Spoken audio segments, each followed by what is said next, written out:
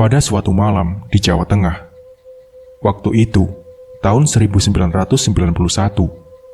Bagio terpaksa terbangun dari tidurnya karena suara batuk kering yang memekak telinganya. Seraya mengusap wajahnya, mata Bagio mengernyit, mengamati sekitar kamarnya, mencari-cari dari mana suara batuk itu berasal. Jam menunjukkan pukul 1 dini hari. Wah, mati saja Pak Mukri itu. Sakit kok nyusahin tetangganya saja.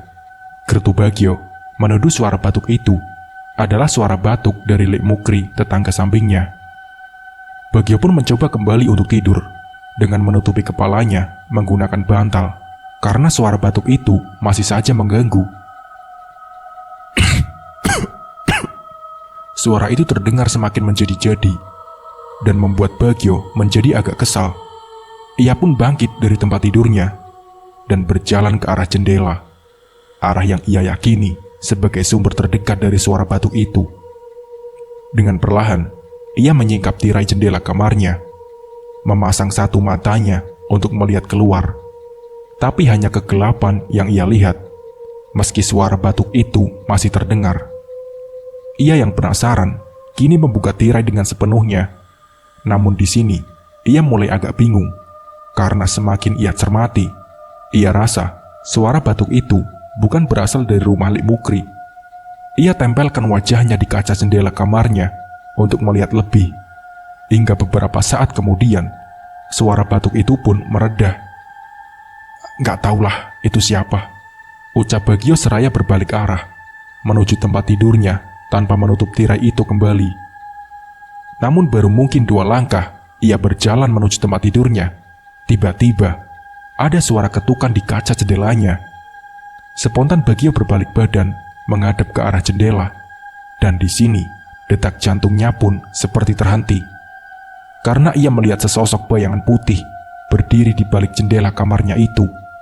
Dan ternyata, dari dialah suara batuk itu berasal. Iya, sosok itu adalah pocong. Pemandangan mengerikan pun terlihat ketika pocong itu batuk memuncratkan darah membasahi kaca jendela. Matanya hitam legam, dengan wajahnya yang gosong.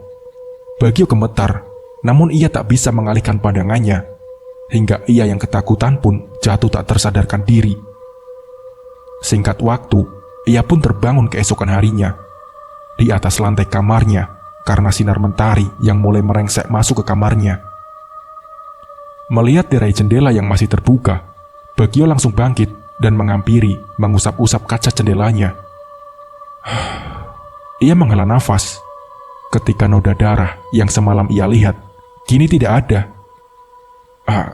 Aku kayaknya ngimpi nih, ucapnya.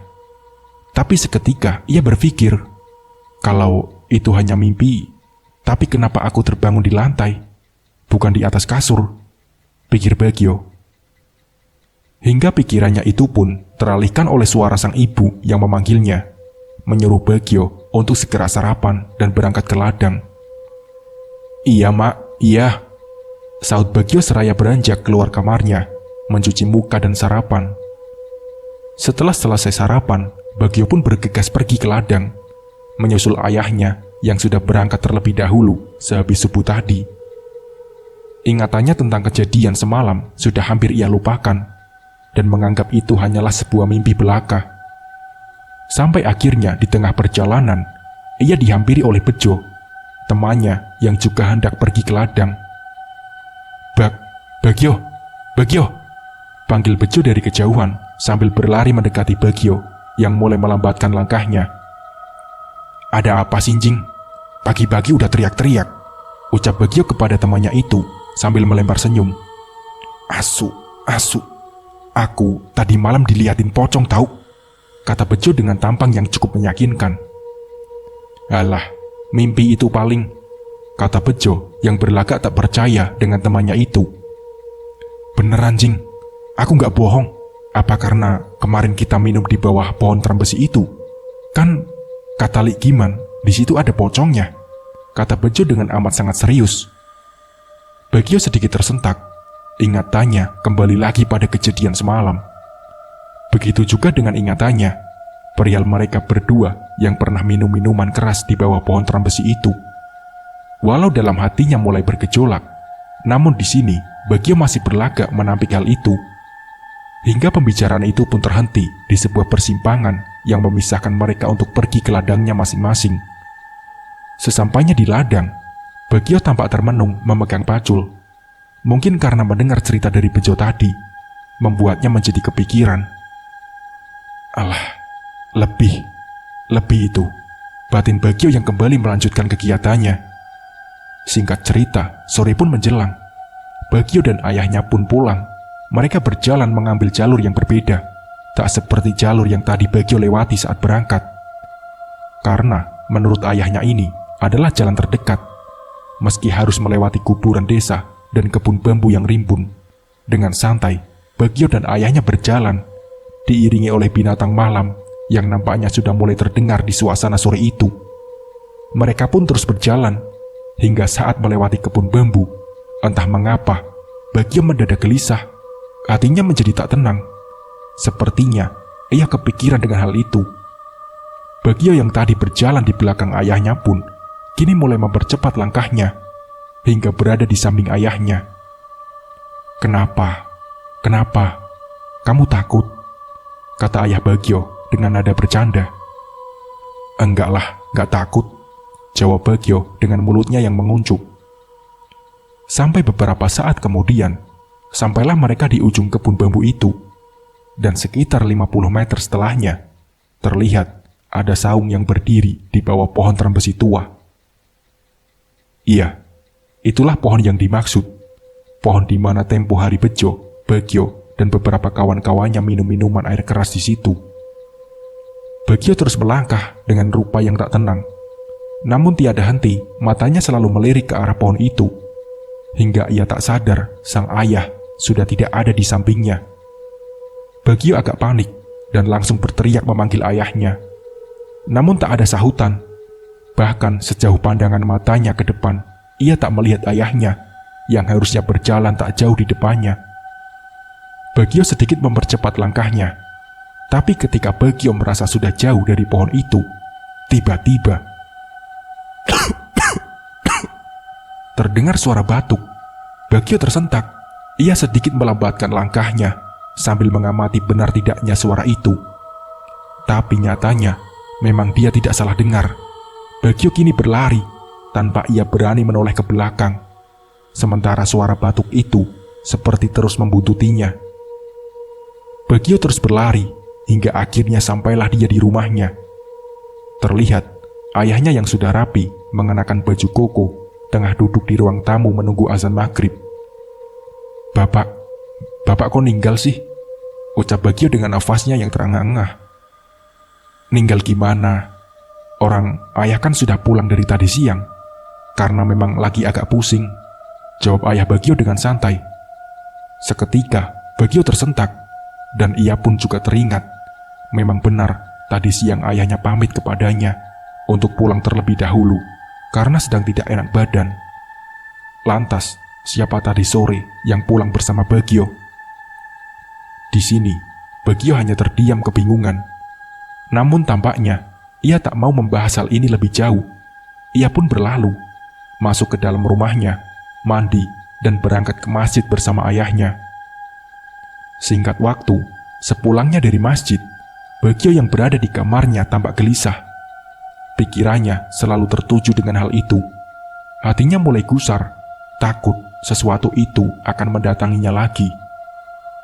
Setelah sejenak berpikir, Bagio pun bangkit dari ranjangnya, mengambil senter dan berpamitan kepada ayah ibunya untuk pergi ke tempat temannya Bejo.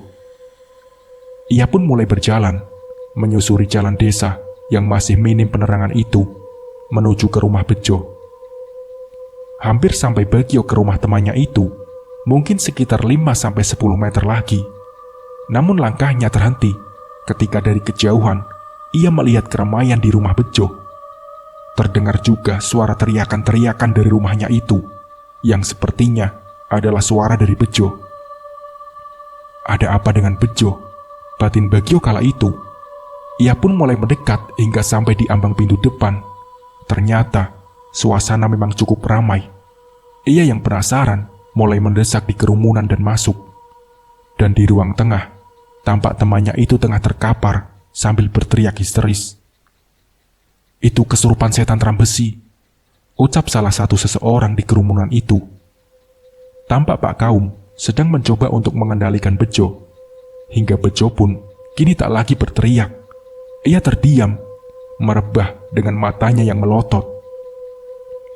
"Anaknya datang, anaknya datang," ucap Bejo yang tampaknya masih kerasukan.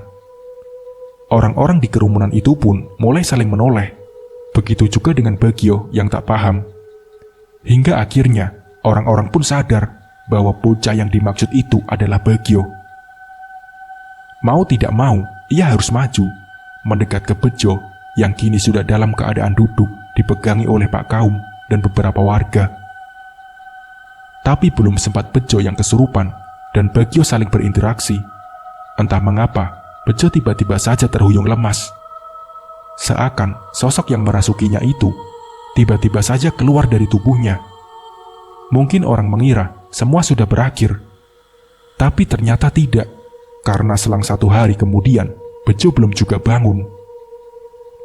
Bagio mulai merasa tertekan, hingga akhirnya ia mengaku kepada orang tuanya tentang apa yang telah ia dan Bejo lakukan di sekitaran pohon Trambesi itu. Bagio sangat yakin inilah penyebabnya, sehingga ia terpaksa mengakui itu, meski dengan resiko Bagio akan dimarahi orang tuanya. Bagio juga menceritakan perihal teror pocong yang belakangan ini ia alami. Benar saja, ia kena marah habis-habisan oleh orang tuanya, terutama sang ibu yang tanpa ampun langsung memukulinya dengan gagang sapu. "Anak kurang ajar, bisa-bisanya kamu mabuk di situ. Kalau kualat gimana coba? Anak kok nggak tobat-tobat," ucap ibunya sambil mengayunkan sapunya. Karena tampaknya ini bukan kali pertama si Bagio ketahuan minum minuman keras. Hingga perdebatan itu pun dilerai oleh sang ayah yang menyuruh Bagio untuk segera masuk ke dalam kamarnya. Sana masuk kamar, terus sholat," ucap ayah Bagio. Bagio pun langsung mengambil wudhu dan masuk ke kamarnya dengan berlinang air mata. Bagio anak paling kuat di desa, memang selalu menangis ketika melihat ibunya kecewa. Bagio pun sholat, dan setelah itu ia merebah sambil melamun menyesali kelakuannya itu. Tak selang beberapa lama, sang ibu masuk ke dalam kamarnya, membawakan segelas teh hangat untuk Bagio. Bagio segera memasang muka lega ketika melihat ibunya sudah reda dengan kemarahannya. "Ini minumannya, ini diminum," ucap ibu Bagio yang sebenarnya tentu tak sungguh-sungguh. "Iya mak, iya," jawab Bagio dengan kepalanya yang menunduk.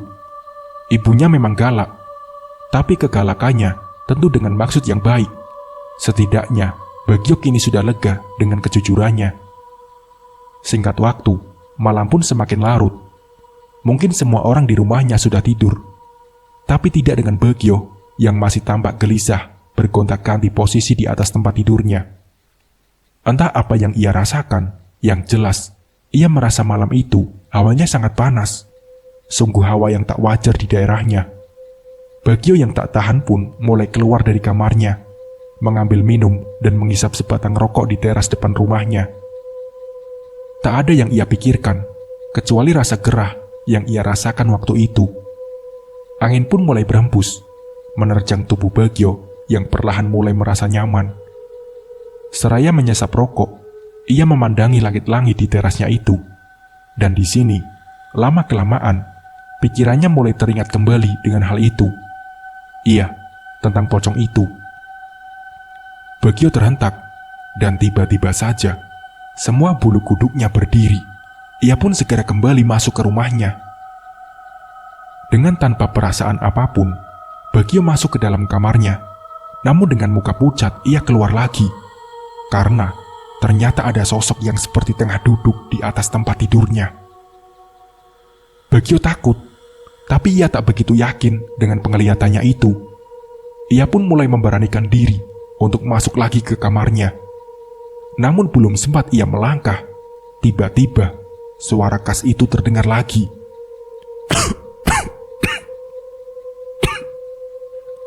Dengan gemetar, Bagio mulai memundurkan langkahnya. selangkah demi selangkah dan berpikir untuk memberitahukan ini kepada orang tuanya. Namun ketika ia berbalik badan dan hendak berjalan menuju kamar ayah dan ibunya, tiba-tiba sosok pocong kini berada di depannya, mengangguk-ngangguk sambil terbatuk-batuk. Pemandangan yang sangat tak lazim ini membuat Bagio ternganga, terpaku, terdiam, tak bisa bergerak. Dengan sekuat tenaga, ia mencoba untuk berteriak, namun ia benar-benar tak bisa. Matanya pun juga hanya tertuju dengan sosok itu, yang terus mengangguk dan terbatuk hingga Bagio melihat perlahan kain kafan yang menutupi tubuh pocong itu mulai terlepas. Dan kini, bukan lagi pocong yang Bagio lihat, melainkan seorang wanita dengan wajah hitam dan rambut panjang yang acak-acakan. Sosok itu kini menangis dan berjalan perlahan mendekati Bagio yang rasanya sudah seperti mati berdiri. Kini muka dari sosok itu benar-benar sudah di hadapannya, menggeleng, mendesis, dan menatap Bagio dengan tatapan kemarahan. "Ikut aku," kata sosok itu di depan muka Bagio. Ampun, teriak Bagio yang menjatuhkan dirinya ke lantai. Hingga teriakan itu pun membangunkan kedua orang tuanya. "Apa sih nak, kenapa?" ucap ayah Bagio sambil menggoyang-goyangkan tubuh anaknya yang ketakutan itu. Ampun, kata Bagio yang tampaknya masih ketakutan. Hingga akhirnya ia pun menyadari kalau itu adalah orang tuanya. Ada setan, Pak, ada setan, ucap Bagio ketakutan. Mana, tidak ada apa-apa kok. Sudah, masuk ke kamar kamu, kata ayah Bagio sambil menuntun anaknya itu untuk masuk ke dalam kamar lagi. Namun di ambang pintu, langkah sang ayah terhenti bersama Bagio di sampingnya yang kini nampak memalingkan pandangannya. Iya kan Pak, saya bilang apa? Kata Bagio seraya berpaling. Ayah Bagio tampak mengernyitkan dahinya, mencermati dari luar kamar sosok putih yang berdiri di kegelapan kamar anaknya itu. Sementara Bagio sudah berlari menuju kamar lain, meringkuk memeluk ibunya. Siapa itu? Teriak sang ayah dengan sedikit terbata. Sosok itu masih berdiri, mematung tak bergeming. Ayah Bagio pun memberanikan diri untuk mendekati dan masuk. Diraihnya saklar lampu di samping gawang pintu, dan ayah Bagio pun kini hanya bisa berdiri menatap sosok yang kini terlihat jelas itu.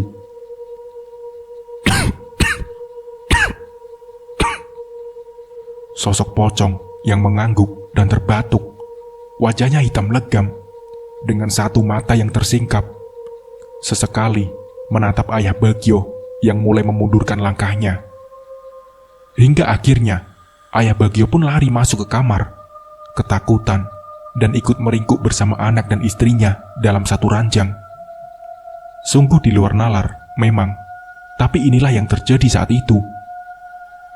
Hari pun berlalu, dan ternyata teror pocong dari pohon terambesi itu tak hanya dialami oleh Bagio ataupun Bejo, melainkan seluruh desa. Suara batuk-batuk itu ternyata sudah berkeliling desa, didengar oleh hampir semua penduduk desa.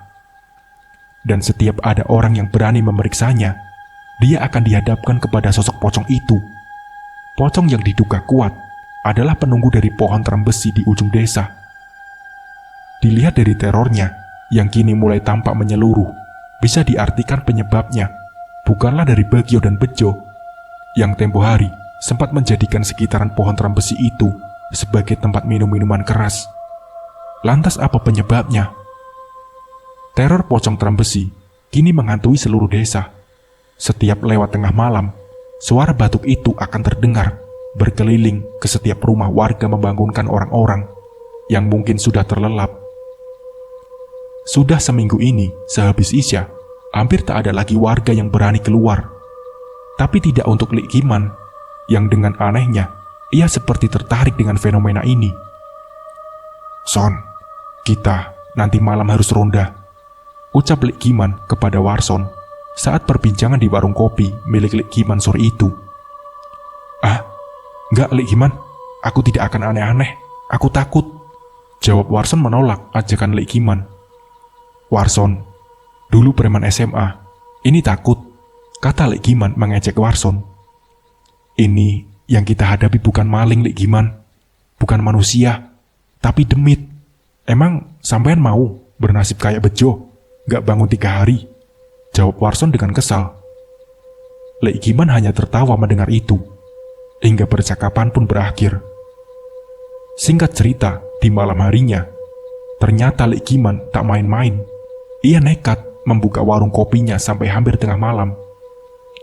Sekira pukul 11.30 malam, tampak Lek Giman tengah duduk di depan warung kopinya, lengkap dengan senter dan kelewang yang sudah siap berada di dekatnya. Wajah Lek Giman tampak gelisah, seakan menyembunyikan ketakutan. "Setan anjing, gara-gara kamu, warungku jadi sepi," gerutu Lek Giman. Suara pentas wayang dari radio menemani Lek Giman malam itu. Seraya mengisap rokok dan menyesap kopi. Sesekali, ia arahkan senter di kegelapan samping warungnya itu.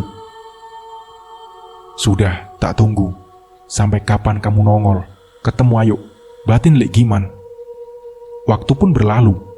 Mungkin sekitar 1 jam kemudian, suasana mulai berubah menjadi membosankan. Lek Giman pun kini merebah di kursi panjang depan warungnya itu, sambil mendekatkan radionya di samping telinganya.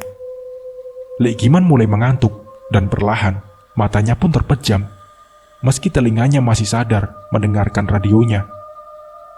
Namun di saat Lek Giman mulai terlarut membayangkan pementasan wayang kulit yang ia dengarkan itu, tiba-tiba suara yang ia tunggu itu terdengar, memecah dan membaur di antara suara gamelan di radio yang berada di sampingnya. Mendengar itu, Lek Giman tentu langsung tersentak dan bangkit. Ia yang semula mengantuk, kini tampak sadar dan tegang. Jantungnya pun berdegup dengan kencang.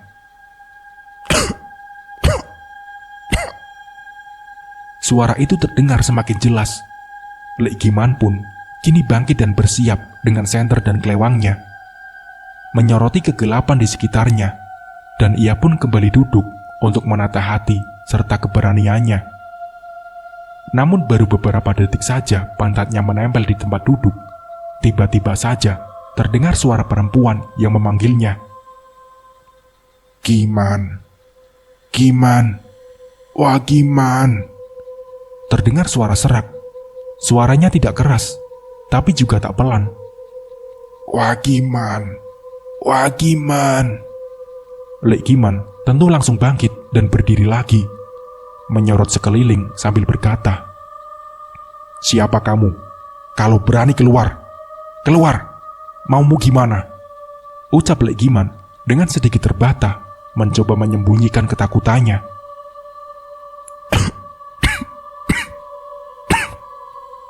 Suara batuk itu muncul lagi, kini seperti benar-benar dekat, seakan menghentak di telinga Lek Giman. Dan ketika ia menoleh ke arah suara itu, apa yang diharapkan oleh Lek Giman pun terjadi. Sosok bungkusan putih kini duduk di bangku yang tadi diduduki oleh Pak Giman. Sosok pocong dengan ikatan kepalanya yang seperti sudah terlepas.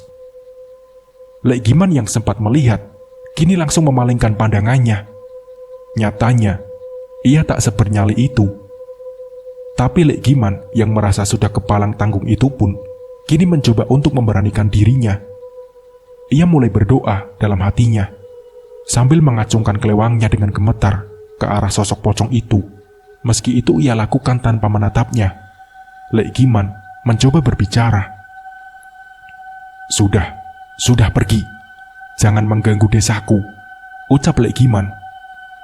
Mungkin hanya kata-kata itu yang bisa keluar dari mulutnya. Kata makian yang sudah ia rangkai sedari sore tadi mendadak ciut dan lenyap dari pikiran Lek Giman. Sosok itu pun kini tertawa, mengikik parau, serak dan lemah. Dengan suara perempuan, sosok itu pun menjawab, "Aku minta tumbal. Ada yang berak di tempat mandiku," kata sosok itu yang kemudian hilang entah kemana. Hingga Lek Giman yang sadar, sosok itu tidak ada. Langsung berlari tunggang langgang, pulang ke rumahnya tanpa sempat menutup warungnya. "Bajingan!" teriak Lek Giman sambil berlari. Nalarnya begitu kacau saat itu. Hantu yang seumur hidupnya hanyalah dongeng belaka, kini benar-benar ia lihat. Sesampainya di rumah, dengan lega, ia pun menceritakan apa yang tadi ia lihat kepada istrinya. Tangannya masih gemetar memegang gelas berisi air putih yang diberikan oleh istrinya. "Asu, pocong Trambesi jaluk wedal," ucap Lek Giman dengan terbata. Sang istri masih menanggapi ucapan Lek Giman itu dengan tidak begitu serius.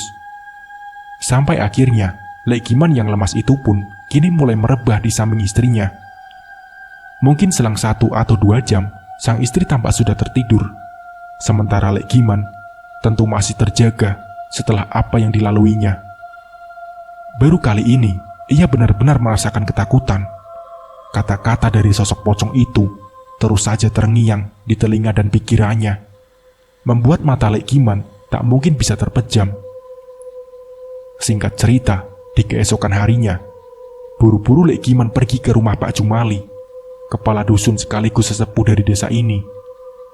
Lek Giman bercerita perihal pocong yang meminta tumbal itu kepada Pak Jumali. Begitu juga dengan penyebabnya, yaitu ada seseorang di desa ini yang telah dengan sengaja buang air besar di mata air belik samping pohon Trambesi itu, karena memang itulah satu-satunya tempat mandi di desa ini. "Apa? Minta tumbal lagi?" ucap Pak Jumali setelah mendengar cerita dari Lek Giman tersebut. "Ah, lagi? Apa dulu juga pernah minta tumbal, Mbah?" jawab Lek Giman keheranan. Jadi, ternyata menurut Pak Jamali, dahulu selang 1 generasi di atas Lek Giman, penunggu dari pohon Trambesi itu memang pernah meminta tumbal dengan sebab yang kurang lebih sama, yaitu ada seseorang yang mengotori mata air di samping pohon itu. Tapi untung tak ada korban setelah tumbal itu ditukar dengan kepala kambing.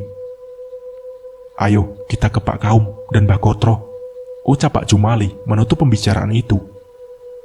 Singkat cerita, Pak Jumali selaku kadus, Pak Kaum selaku ahli agama, dan Mbah Gotro, orang paling kejawen di desa itu, bersama para warga berbondong-bondong menuju pohon Trambesi itu untuk membuktikan perkataan Lek Giman tentang penyebab dari semua teror ini. Sesampainya di sana, tepatnya di depan mata air, Lek Juari selaku hansip desa langsung membuka pintu dari mata air itu, karena memang katanya sejak kejadian teror dahulu, mata air ini dilindungi dengan tembok semen. Di sisi yang melingkarinya membentuk segi 4 dan tutup seng di atasnya. Dan benar saja setelah dibuka, muncullah gumpalan-gumpalan kecil yang tak tenggelam, yang diduga kuat adalah kotoran manusia. "Oh, memang manusia babi. Jadi aku kemarin mandi dan sikat gigi menggunakan air resepan tai," ucap salah satu warga setelah melihat itu semua. Dan dengan alat seadanya, Lek Juari dengan risih mulai memunguti gumpalan-gumpalan kotoran itu hingga bersih. "Oh, yang berak di sini saya doakan duburnya kebakar," ucap Lek Juari dengan keras. Entah siapa yang iseng dan tolol yang dengan bodohnya buang air besar di situ. Padahal dengan jelas dalam jarak 6-7 langkah saja, tempat khusus BAB juga sudah disediakan. Singkat cerita, duduk permasalahan itu pun kini sudah diketahui. Mbah Gotro sebagai orang yang bisa berkomunikasi dengan lelembut pun kini melakukan mediasi yang menurut beliau berjalan cukup alot. Ketika sosok pocong penunggu pohon Trambesi itu terus saja ingin meminta nyawa seseorang manusia.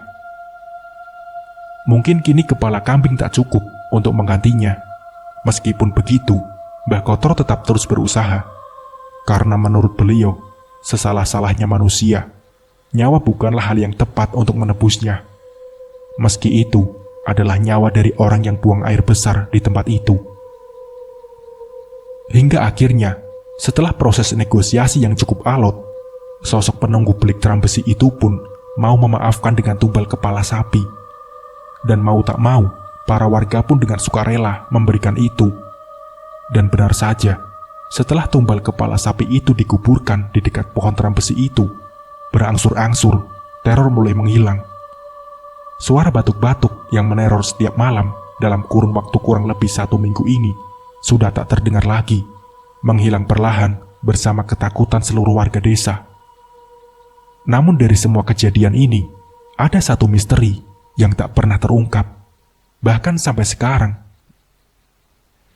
Nah, seperti itulah ceritanya. Semoga dari cerita ini kita bisa mengambil hikmah dan pembelajarannya. Mungkin cukup sekian dari saya. Wassalamualaikum warahmatullahi wabarakatuh.